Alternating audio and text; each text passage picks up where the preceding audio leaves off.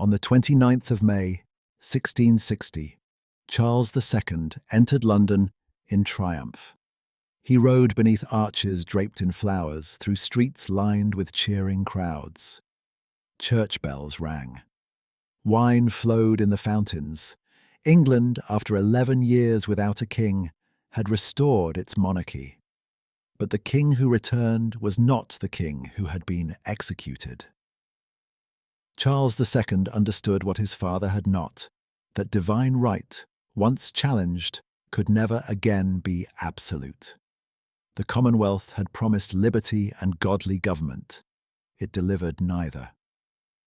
Under Oliver Cromwell, England was ruled by the sword. The Rump Parliament was dissolved by force.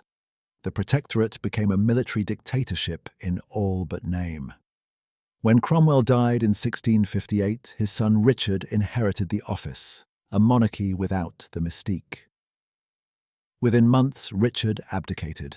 The army fractured. The Republic collapsed under its own contradictions. General George Monk, commander of the army in Scotland, marched south. He reinstated the Long Parliament, which promptly dissolved itself and called for elections. The newly elected Convention Parliament invited Charles II to return from exile. The restoration was not a simple return to the past. Charles was invited back, not by divine mandate but by parliamentary act. He accepted the throne under conditions. The royal prerogatives that his father had claimed as sacred were now subject to negotiation. Parliament retained control of taxation. It would not be dissolved without consent. The army was to be under parliamentary oversight. The king ruled, but within limits.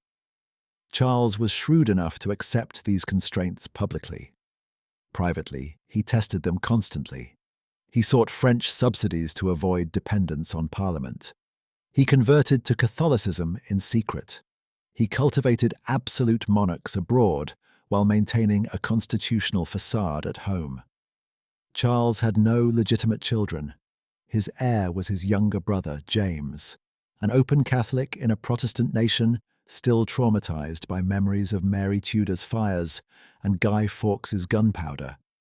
Parliament attempted to exclude James from the succession. The exclusion crisis of 1679 to 1681 polarized the nation. Whigs demanded James's removal. Tories defended hereditary right. Charles dissolved 3 parliaments to protect his brother's claim. When Charles died in 1685, James succeeded without opposition. But his reign was brief and disastrous.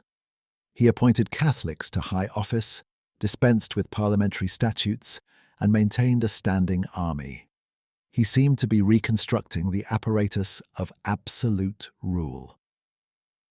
In June 1688, James's second wife gave birth to a son, a Catholic heir. Protestant England faced the prospect of a permanent Catholic dynasty. Within weeks, 7 leading nobles invited William of Orange, James's Protestant son-in-law, to invade. William landed at Torbay in November with 15,000 men. James's army defected. His daughters abandoned him. On the 11th of December, James fled to France. He dropped the Great Seal into the Thames as he crossed the river, a symbolic abdication. Parliament declared that James had vacated the throne. It was a legal fiction, but a necessary one.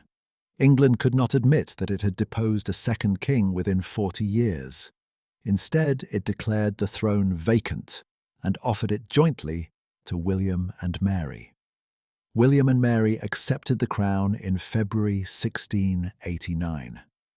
But first, they accepted the Declaration of Rights, later enacted as the Bill of Rights. The document was revolutionary. It declared that the king could not suspend laws, levy taxes, or maintain a standing army without parliamentary consent. It guaranteed free elections, freedom of speech in Parliament, and the right to petition. It barred Catholics from the throne.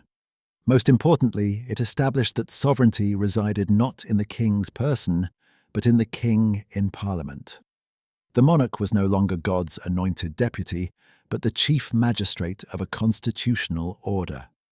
This was the death of divine right in England, not by regicide, but by contract. The revolution required a philosopher. John Locke provided one. His two treatises of government, published in 1690, demolished the theory of divine right and constructed a new foundation for political authority. Government, Locke argued, arose not from divine ordination, but from social contract.